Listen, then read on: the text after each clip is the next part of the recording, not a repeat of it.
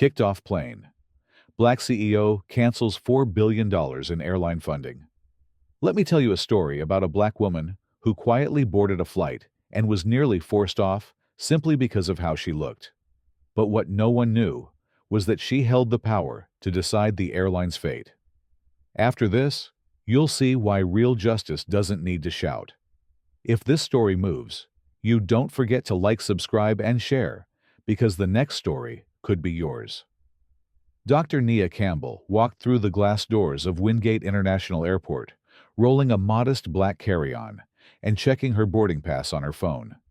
Her clothes were clean, but understated, a navy blue cardigan over a crisp white blouse, slim dark pants and shoes chosen more for comfort than statement. Her hair was pulled back in a low bun, her only accessory a slim silver watch. Everything about her presence was calm, deliberate, professional, and yet, in the eyes of many who glanced at her, she didn't fit here. As she approached the first-class check-in line, she felt the subtle shift in the air. A man in a tailored suit took a discreet step forward, blocking her path slightly. A woman in heels glanced at her, then at her own boarding pass, then back again, confused, maybe annoyed. Nia didn't flinch. She simply took her place at the end of the line. The woman behind the counter, Diane Holt, stiffened at the sight of her. Diane's eyes darted from Nia's face to her luggage, then to the screen in front of her. Without scanning anything, she pressed a button on her headset. Her voice was low, but firm. "Security, I need a secondary verification at first-class line. Possible misplacement." No one raised their voice. There was no scene. Nia hadn't said a word yet, but within 3 minutes, 2 uniformed officers walked into the terminal casually, but directly, making their way toward her. One spoke into his radio, "Passenger 3F subject of interest. Engaging now." Nia stepped forward calmly when asked, "Is there a problem, ma'am? We just need to confirm your boarding zone. Please come with us for a quick check." "I have a first-class ticket," she said, holding up her phone. "We understand, but we've had reports of unauthorized access. It won't take long." Still composed, Nia gave a short nod. "Lead the way." They took her to a small room behind the check-in counters, one of those bland, windowless spaces that smell faintly of old coffee and industrial carpet. One guard asked her to open her bag. The other flipped open a small notepad. Full name, Nia Campbell. Destination, Seattle. Business or personal business?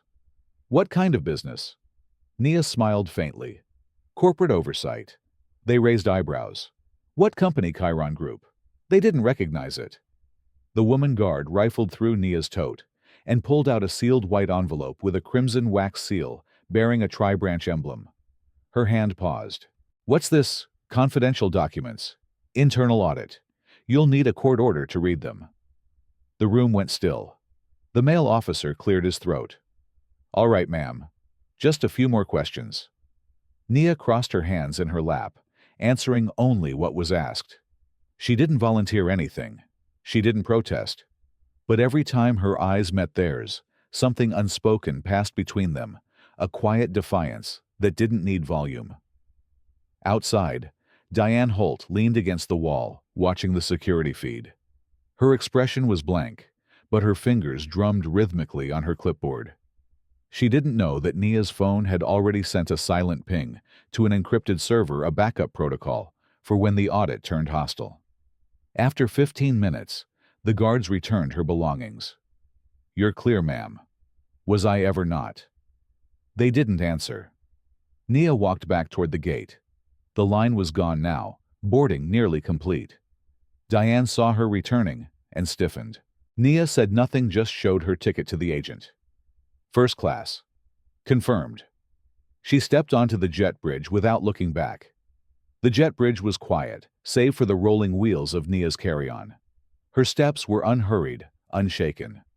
Every detail of her return was deliberate, not out of pride, but control.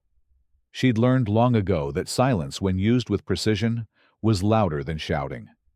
As she stepped onto the aircraft, the cool, filtered air of first class greeted her, carrying with it the faint scent of citrus leather and quiet judgment. Nia approached seat 2A. The cabin was nearly full. Plush cream-colored seats, half-full champagne glasses, and murmured conversations formed a kind of hush that didn't welcome disruption. Her seatmate, a man in his late 50s wearing a sleek charcoal suit, glanced at her as she stowed her bag overhead. He offered no greeting, just a second glance that lingered too long. She sat down, back straight, hands resting lightly on her lap. The man turned to look out the window, but not before muttering low enough to be almost private. Didn't know they opened first class to everyone now. Nia turned slightly toward him, face calm. Do you think money is the only thing that gets you into this seat? He blinked clearly, not expecting a reply. Her voice hadn't been angry, just assured, certain. He didn't respond, didn't need to. The quiet tension between them was interrupted by the arrival of the head flight attendant, Renee Holt. Sharp cheekbones, tight bun, name tag glinting against her Navy uniform. She moved down the aisle with practiced precision, handing out towels, offering drinks. But as she passed Nia's row, she paused slightly, eyes scanning the seat number, and then moved on, without saying a word. No towel, no drink, no greeting. Nia noticed. Of course she noticed. But she didn't react. The game was familiar. From the corner of her eye, she saw the man next to her smirk. He didn't say anything this time, but his posture screamed satisfaction. 5 minutes later, Renee returned. Her voice still courteous, but with a tone that hovered between authority and instruction. Excuse me, ma'am. I'll need to ask you to move to the rear section of the aircraft. Nia didn't move. Why, there's been a last-minute adjustment to cabin weight. For balance, we're relocating a few passengers. Her tone was flat, but her eyes said what her words didn't. Nia remained seated. May I ask, who else is being moved? Renee hesitated. I'm not authorized to share that. Then allow me to be clear. I'm not moving without a written reason. A few passengers glanced up from their newspapers. The man beside her shifted uncomfortably, but stayed silent. Renee's expression tightened. Your cooperation is expected. This isn't personal. Of course not, Nia said smoothly. She reached into her bag and pulled out her phone. Without a word, she opened the Chiron Group's encrypted audit app and tapped 3 times. A small blue icon blinked, then turned green.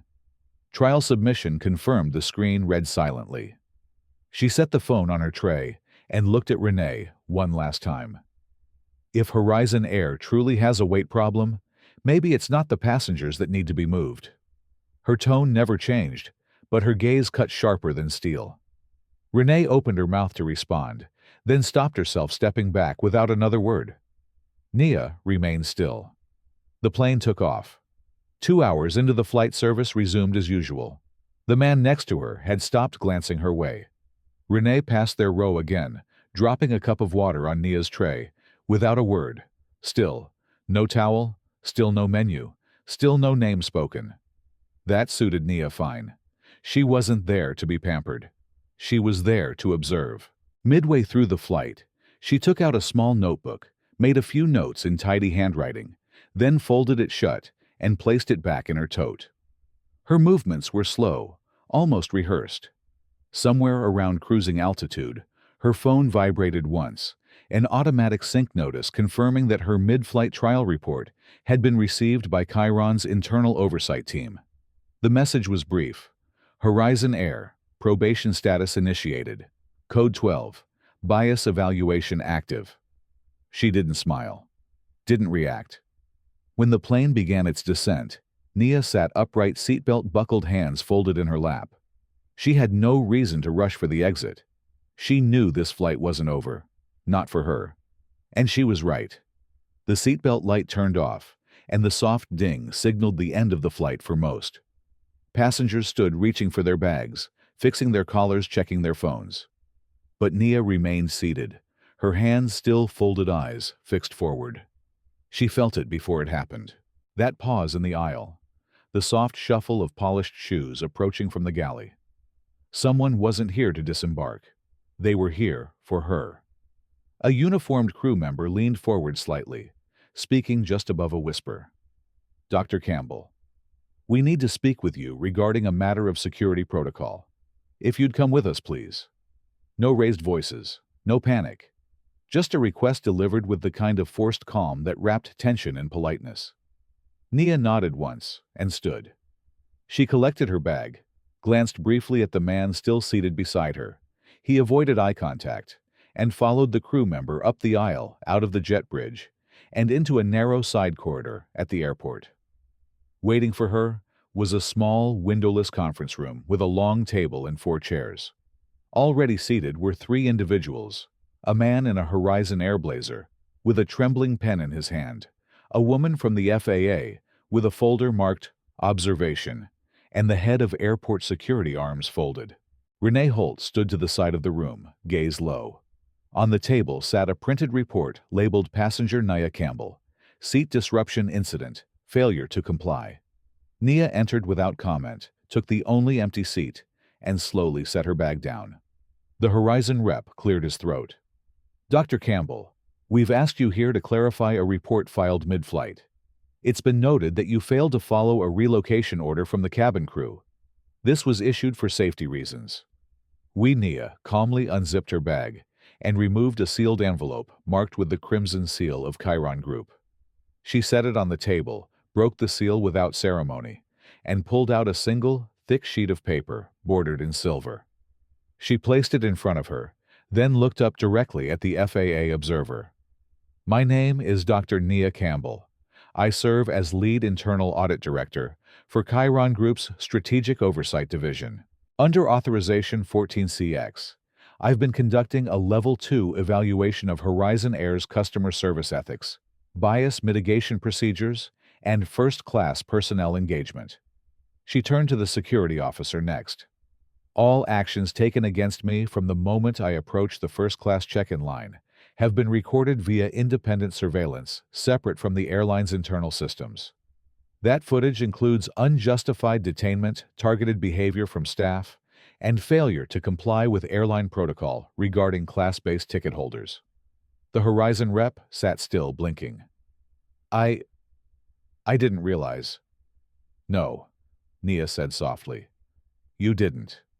She opened her phone, tapped the encrypted app again, and turned the screen toward the FAA rep.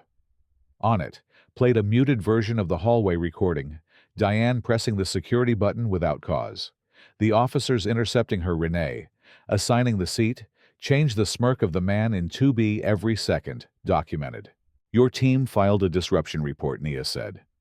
"But from where I sit, the only disruption was the moment I dared to exist in a seat you believed I didn't belong in." No one spoke. The FAA observer finally said, "This is enough. Dr. Campbell, thank you. We will take this to formal review." Nia nodded once. She slid the envelope across the table. "There is more to come. A full report will be issued to your executive board within 48 hours. The recommendations section will not be favorable." The head of security glanced toward Renee, who now looked visibly pale. "Is there anything further you'd like to add?" the FAA rep asked. Nia paused, then said, "Only this: your staff didn't fail because they were untrained. They failed because they acted on instinct, and that instinct was biased." She stood. No one stopped her. Outside, the air in the terminal felt heavier than when she'd first arrived. She walked slowly, with purpose, each step echoing down the corridor.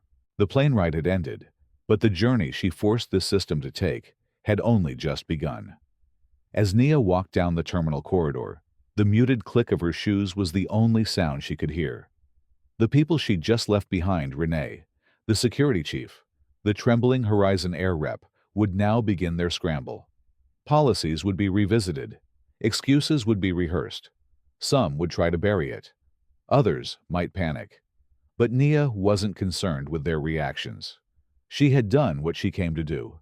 The message had already been delivered. Halfway to the exit, her phone buzzed.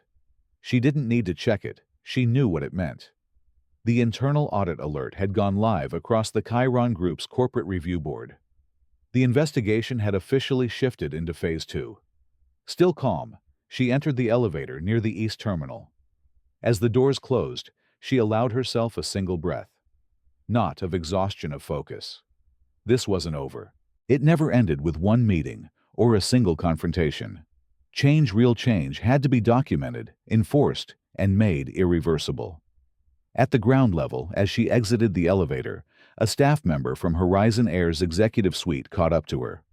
"Dr. Campbell," he said clearly, out of breath. "Ms. Campbell, excuse me, do you have a moment?" She stopped. "My name is Raymond Kessler. I'm with Horizon's Senior Client Relations team. I just got word from my director. They've asked me to personally deliver a message and escort you to the executive office if you're willing." Nia gave him a long, unreadable look. "Walk with me," she replied. They walked in silence for several minutes.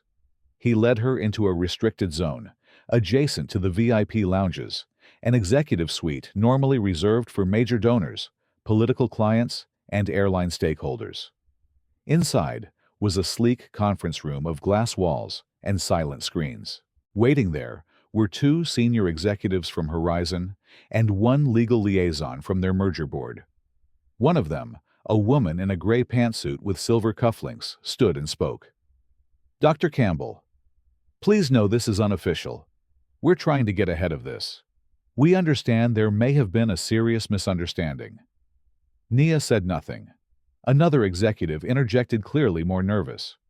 "We're reviewing the footage what we've been given, and we're aware now that certain staff members behaved in ways inconsistent with our values."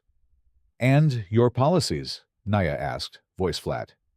"Well, yes, that too." So the policies were in place but ignored. There was no reply. The woman in the pantsuit cleared her throat. "Dr. Campbell, before this goes any further, we'd like to extend our apology."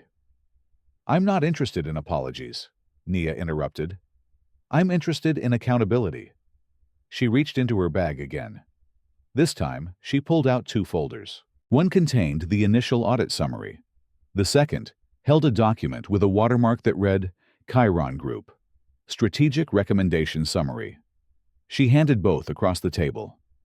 "We've concluded Phase 1 of our covert evaluation. Horizon Air has failed the bias mitigation protocol test on 3 counts: initial customer screening, mid-flight cabin treatment, and post-incident response." The legal liaison leaned in. "Dr. Campbell, you understand this may have implications for our ongoing negotiations with the Federal Merger Board." "Yes," she replied. "That's why your executives should expect a hold notice within the next 24 hours. The $4.1 billion relief package you've been negotiating is now under ethics review." There was a collective exhale from the room. The woman in the pantsuit sat down slowly. "I assume this means the deal's frozen." "For now," Nia answered. "You will receive a formal compliance path recommendation by end of week. If followed, your eligibility may be reinstated. If not," she didn't finish the sentence. She didn't need to. Raymond, the client relations rep, spoke for the first time since entering the room. "What happens to the individuals involved?" "They're being reviewed separately," Nia said. "But let me be clear. This isn't about individuals. This is about a culture that quietly permits people to be treated like problems the moment they don't match the expected profile." There was nothing more to say. Nia stood, adjusted the strap of her bag, and walked to the glass door. Before she exited, she turned slightly and added, "This didn't happen because your staff weren't trained. It happened because they were confident no one would hold them accountable. That confidence ends today." And with that, she left. By the time she reached the taxi stand, her phone buzzed again. This time, it was an alert from the Federal Merger Board. Audit status received. Relief package suspended pending compliance review. No follow-up was needed. The same silence that had followed her onto the plane now trailed her out of the terminal. But this time, it wasn't the silence of judgment. It was the silence that follows a shift in power. The silence that followed Nia out of the terminal wasn't passive anymore. It wasn't the kind born from suspicion or quiet dismissal. It was the stillness of a space suddenly aware that it had underestimated someone. That stillness carried her all the way to the curb, where a black car pulled up without needing to be hailed. The driver stepped out, nodded silently, and opened the door. She didn't need to give her name. The car had been dispatched the moment the Federal Merger Board registered her audit submission. Systems were already responding. As she sat in the back seat, Nia allowed herself a moment to breathe, not to rest, but to reset. Her phone was already vibrating again. Texts, pings, encrypted threads lighting up one by one. Compliance officers from Chiron, data teams, the FAA. Most were seeking clarification. A few asked for direction. None asked why. They all knew why. 30 minutes later, Nia was in a temporary workspace at Chiron's regional office downtown. The walls were bare, and the desk was unadorned, but everything she needed was already loaded onto the secure terminal. She opened the Horizon Air file and began typing her internal debrief time-stamped entries of what had been said, who had stood where the precise moment when policy had stopped protecting the passenger and started protecting the brand. Then came the secondary report, the one not for Chiron, but for herself. A private log she kept after every audit. It wasn't official. It wasn't measured by metrics or KPIs. It was a record of how the silence had felt.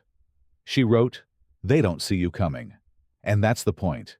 They believe power always announces itself loud-dressed certain. But real power can be quiet, soft-spoken, dismissed, until it chooses not to be."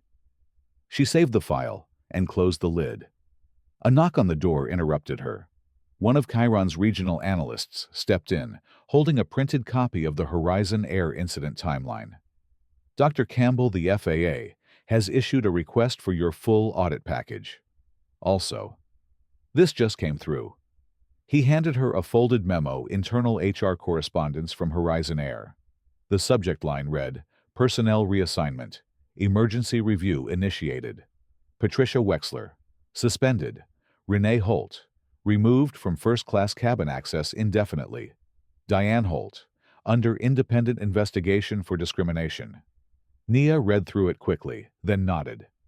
"Send confirmation that the document has been reviewed. Also," she paused, "append this to the package. Recommend that all involved employees complete the full Ethics Reintegration Module Track C." The analyst hesitated. "That's the hardest version." "They'll manage," Nia said. Her voice was calm, but her eyes were firm. Later that evening, she left the office through a side exit. No press waited outside. No one called her name. That was how she liked it. The story would move without her. She returned to her hotel, a modest business suite on the edge of downtown. She unpacked slowly, like someone letting go of a tension that hadn't yet left her shoulders. But before she could fully rest, her phone buzzed one last time. An internal notification from Horizon Air's Executive Communications Board had been leaked. A senior official's email, effective immediately. Horizon Air's merger eligibility is paused pending Chiron Group's ethical clearance. Additionally, all flight crews are to be briefed on revised engagement protocol, with required training completed within 14 business days. Failure to comply will result in formal censure. That wasn't the end. It was just the procedural start of something bigger. But it was enough. Nia leaned back in the chair by the window. She didn't turn on the TV. She didn't scroll her phone. She just watched the lights of the city flicker across the glass, knowing that somewhere in a boardroom, someone was reading a name they hadn't expected. Dr. Nia Campbell. She didn't need headlines, or handshakes, or spotlights. She needed them to remember her silence, and what it had cost them.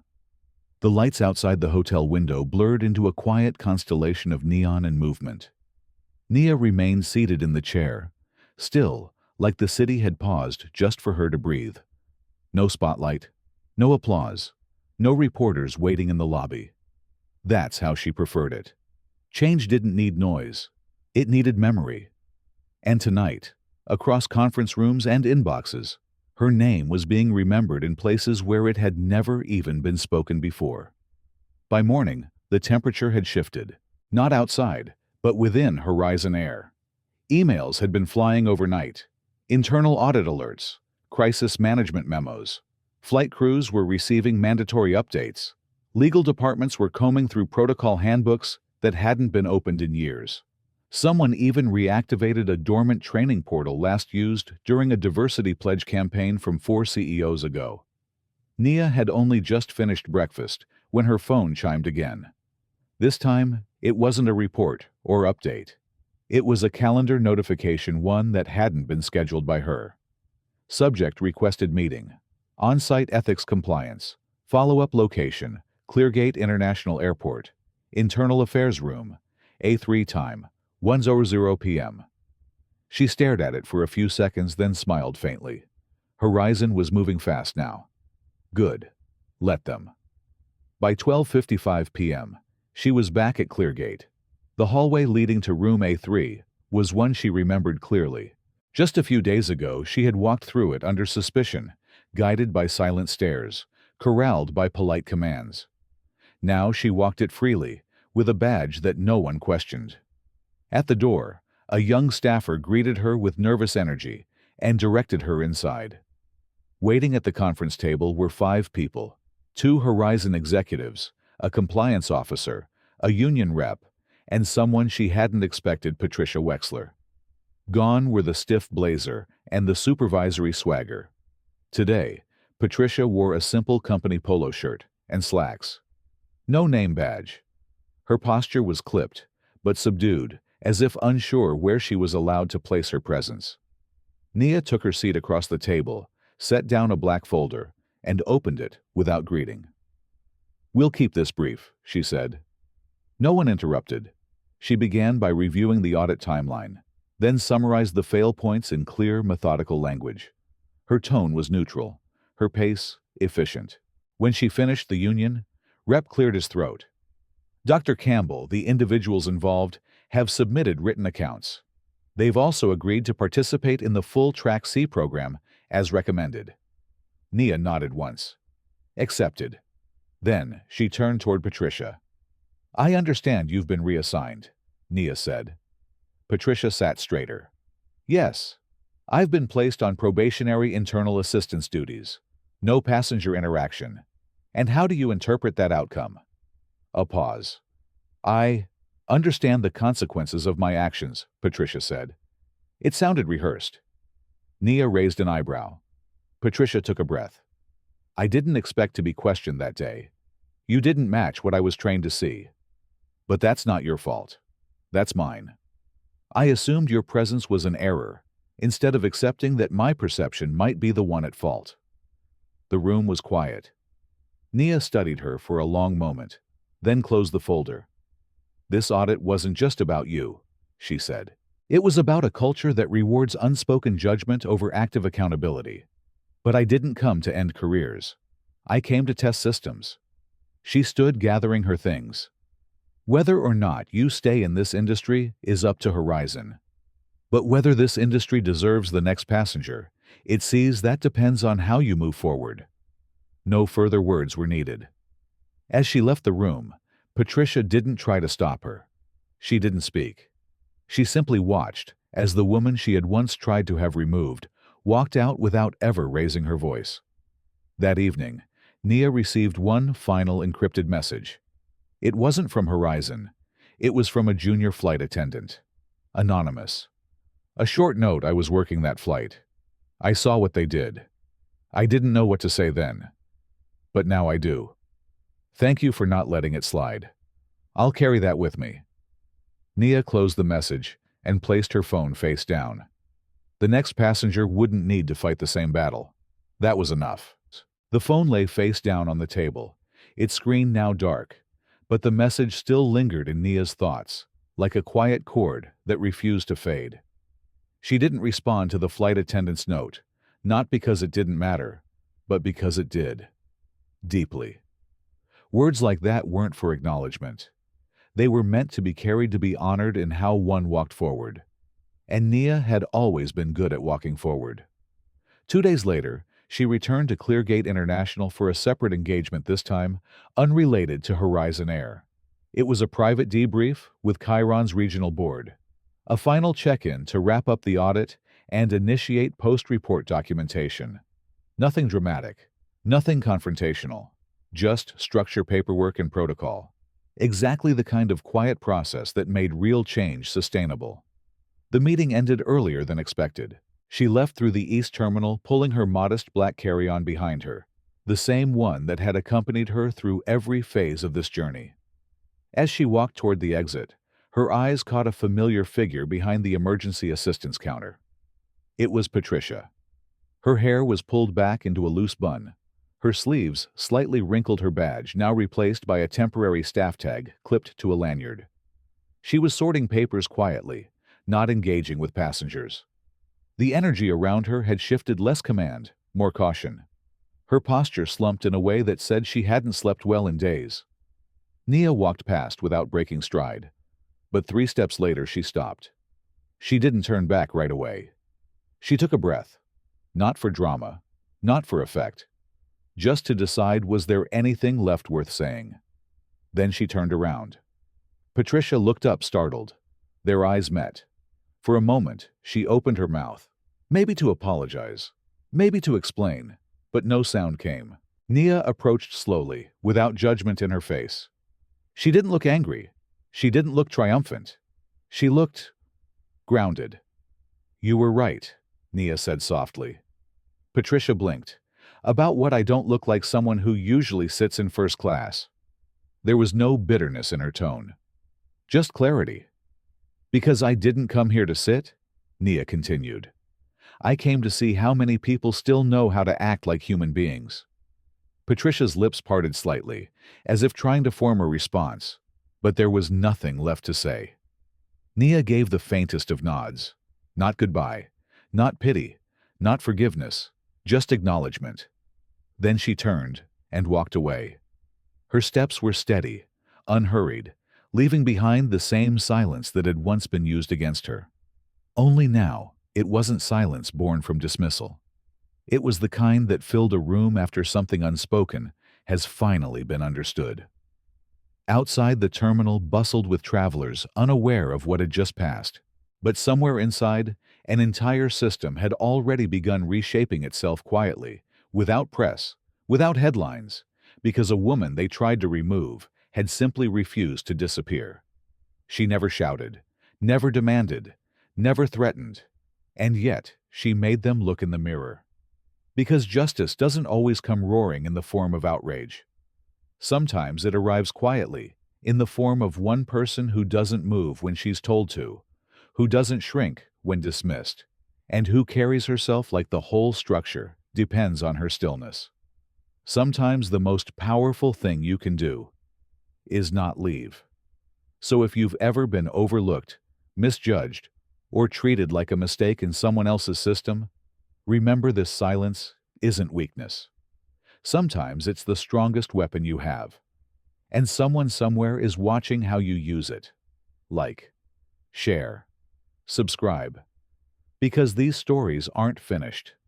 They're just beginning.